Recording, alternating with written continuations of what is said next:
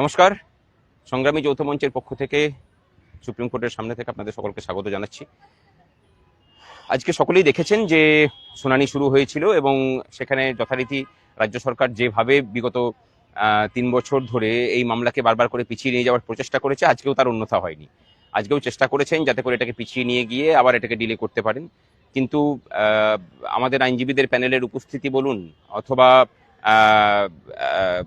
মানে সমস্ত ব্যাপারটাকে যদি মানে লক্ষ্য করেন তাহলে তার যে কার্যকারিতা, এই সমস্ত কিছু নিয়ে আজকে যেটা দাঁড়ালো যে মানে জাজরা আজকে ডিটারমাইন করেই নিয়েছেন যে এই মামলাকে আর পিছোতে দেওয়া যাবে না। কর্মচারীদের যে অধিকার বারবার করে মানে বঞ্চিত হচ্ছে, সরকার ইচ্ছা করে করছে, আমার মনে হয় মানে মাননীয় বিচারপতিদের মাথাতেও সেটা ঢুকেছে এবং তারা বলেছেন যে আগামীকাল থেকে পরপর শুনানি হয়ে এই মামলা শেষ হবে।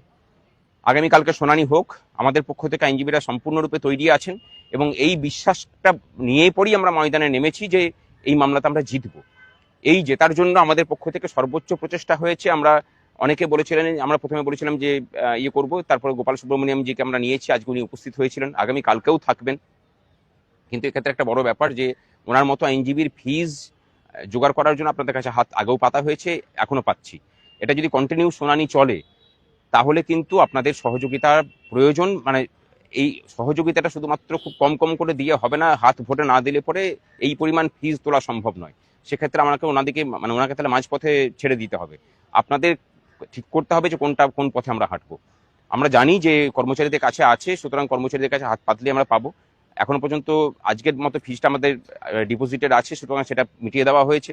আগামীকালকে হবে বা পরশুদিনে হয়তো হতে পারে শুনানি চলবে। সুতরাং সমস্ত কিছু নিয়ে একটা বড় বাজেটের ব্যাপার, আপনারা প্লিজ সহযোগিতা করুন, এছাড়া কিন্তু রাস্তা নেই। এই মামলা আমরা একদম জয়ের দোরগোড়ায় এসেছি। এই লাস্ট শুনানি চলছে, এই শুনানি শেষ হোক, আমরা জিতবো। ভালো থাকবেন। আমি খুব বেশি কথা বলছি না, সবাই দেখেছেন যে কিভাবে হয়েছে এবং যে আইনজীবীদের প্যানেলকে আমরা নামিয়েছি তাদের প্রতি যাদের রেসপেক্টও দেখেছেন। সুতরাং সমস্তটা মিলেমিশে আমরা বলতে পারি যে কর্মচারী পক্ষের হয়ে সকলেই যে মানে করেছেন। আমরা সংগ্রামী যৌথ মঞ্চে যে কথাটা বলে ঢুকেছিলাম যে সকলের হাতকে শক্ত করতে আমরা ঢুকছি, সেই চেষ্টার কোনো মাত্রা কসুর করিনি। এবার বাকিটা আপনাদের উপরে। আমরা আমাদের সেরা লড়াইটা দিচ্ছি, আপনারা প্লিজ এগিয়ে আসুন।